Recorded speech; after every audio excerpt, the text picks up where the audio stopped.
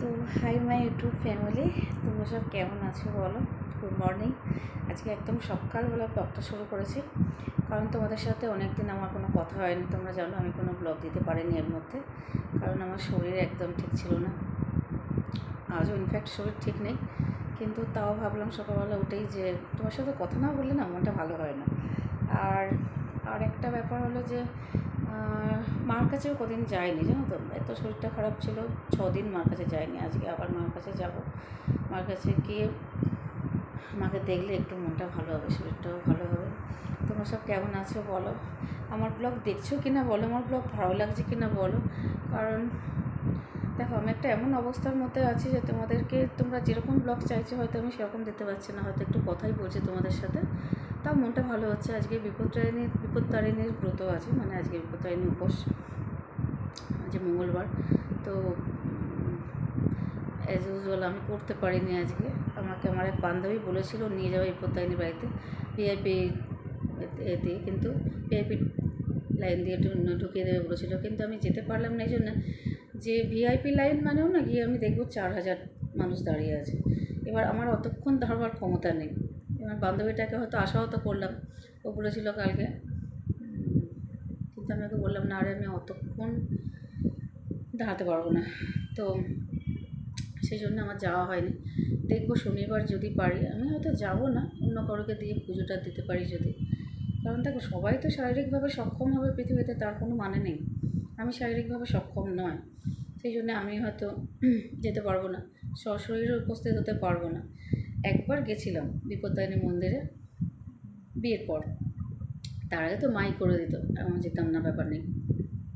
তো গেছিলাম তো গেছিলাম হয়ে যাচ্ছে, কথাও পাল্টে যাচ্ছে। তো গেছিলাম, তো সিঁড়ি দিয়ে ওঠার সময় না আমাকে জাস্ট চেপে দিল দেওয়ালে। এবার আমার বুকে অপারেশন, দেওয়ালে চেপে দিয়েছিল, আমার এত কষ্ট হয়েছিল। সবাই আমাকে ঠেসে ঠেসে, মানে আমাকে ধাক্কা মেরে মেরে সবাই সিঁড়ি দিয়ে ওপরে উঠে গেছে, আর আমাকে দেওয়ালে দিয়ে গেছিলো ঠেসে। আমার ক্ষমতা হয়নি যে আমি দেয়াল থেকে নিজেকে সরাই। তো খুব কষ্ট হয়েছিল, বুকের অপারেশনটায় খুব ব্যথা হয়েছিল বহুদিন। এবার সেই পদপিষ্ট হয়ে যাওয়ার ব্যাপার, যেমন কিছু নাকি হাত রসে হয়েছিল না, সেরকম পদপিষ্ট যে হয়নি, এই ভাগ্য ভালো, ভগবান বাঁচিয়েছে। কিন্তু খুব কষ্ট হয়েছিল, এইভাবে কষ্ট হয়েছিল যে তার মানে আমি যোগ্য নয় কোনো মন্দিরে গিয়ে ভিড় সামলে পুজো দেওয়ার জন্য। এটা ভেবে আর কোনো দিন যাইনি। এবার ভগবান তো সব জানে, মা বিপত্তারিণীও জানে যে আমার ক্ষমতা আছে আমি যাচ্ছি না, নাকি আমার ক্ষমতা নেই তাই আমি যাচ্ছি। তো আজকে সবাই বিপত্তারিণীর ব্রত করার জন্য সকালবেলা যাচ্ছে, সব পুজো দিতে যাচ্ছে, আমার চোখের সামনে দিয়ে নিচে দিয়ে যাচ্ছে। আমার ফ্ল্যাট থেকে খুব কাছাকাছি বিপত্তারিণী মন্দির, কিন্তু আমি যেতে পারছি না, এটা না একটু খুব কষ্ট হচ্ছে, সেগুলো তোমার সাথে শেয়ার করলাম। আর একটু মেকআপ ভিডিও নিয়ে আসবো, আর অন্যান্য ভিডিও যেগুলো তোমরা দেখতে চাও, সাধারণত সবাইকে দেখায়, সেগুলো দেখতে চাও যেগুলো, সেগুলোও নিয়ে আসবো। কিন্তু একটু শরীরটা ঠিক হোক, ভগবানের কাছে তোমরাও আমার জন্য প্রার্থনা করো যে আমার শরীরটা ভালো হোক এবং আমার মা ভালো থাক। আমার মা যদি ভালো থাকে না, তাহলে আমি অনেকটা ভালো থাকবো। তো আমার মা যদি ভালো থাকে আমি অনেকটা ভালো থাকবো। মা অনেকটাই ভালো হয়ে এসছে ঠাকুরের দয়া, আজ মঙ্গলবার বলবো না, তো অনেকটাই আমি তো দেখছি ভালো। এবারে যদি পুরোটা ভালো হয়ে যায় তো আমার থেকে বেশি খুশি আর কেউ হবে না। তোমরাও আমার সাথে খুশি হবে, কারণ প্রত্যেকেরই মা তার কাছে প্রিয়, তাই তো।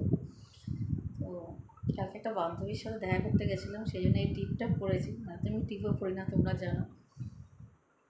আর এই বেবি লিপসটা আমি সকালবেলা উঠেই দিয়ে দিই, তার একটাই কারণ যে আমি তোমাদের বলেছিলাম আমার ঠোঁটে একটা অসুবিধা আছে। ঠোঁটটা যদি না আর্দ্রতা বজায় রাখি আমি, তাহলে আমার খুব কষ্ট হয়। সেই জন্য একটু কালার দিলে ভালো লাগে, এই জন্য যে নাহলে না ঠোঁটটা রক্ত জমে যায়, কালো হয়ে যায়, ঠোঁটটা দেখতে খুব বাজে লাগে।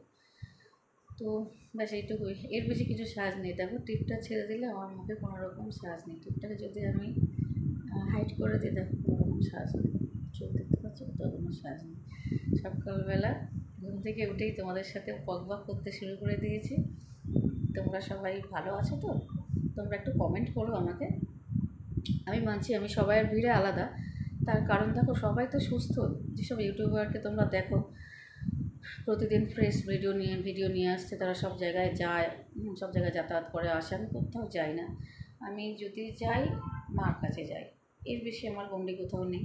এরপরে যদি কোথাও যাই কোনো সময়, বাইরে যেমন গেছিলাম এর আগে তোমাদের সাথে একটু একটু করে শেয়ার করেছি, কারণ অতটা ভিডিওতে ভয়েস ওভার দেওয়া না আমার পক্ষে সম্ভব না, সেই জন্য আমি ভয়েস ওভার দিইনি। তো একটু একটু করে গেছিলাম, যেখানে বাইরে দেওঘরে গেছিলাম সেটা একটু একটু করে তোমাদের কাছে ছেড়েছিলাম ভিডিওতে। আমি জানি না তোমরা দেখেছো কিনা। আর কিছু ভিডিও হয়ে রয়েছে কিন্তু ছাড়া হচ্ছে না, এই জন্য যে ভয়েস ওভার দিতে হবে। ভয়েস ওভার দেওয়াও হয়নি, এগুলো মার্চ করতে হবে, একটু একটু করে করা হয়েছে, এডিট করতে হবে, অনেক কাজ, আমি তো সব পারি না, আমার মেয়ে করে।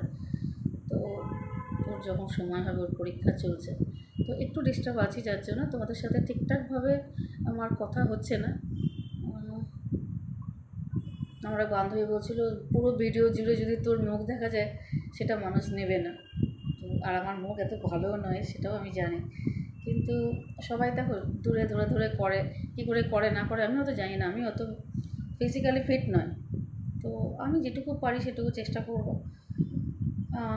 কিছু জিনিস কিনতে হবে অ্যাকচুয়ালি, সেগুলো কিনলে একটা যেমন রিং লাইট কিনেছি, পরে তোমাদের সাথে শেয়ার করবো। এখন রিং লাইটটা দেখানো যাবে না, এখনই যাবো, খুলতে হবে, ওটাকে মুড়ে রেখেছি, কভার করে রেখেছি, ধুলো পরে ভীষণ রাস্তার ধারে তো। তো আগেরটা যেটা ছিল সেটা খারাপ হয়ে গেছে, একটা নতুন কিনেছি, আরেকটা ছোটো ছিল, একটা বেশ বড়োটা কিনলে দেখতেও ভালো লাগছে।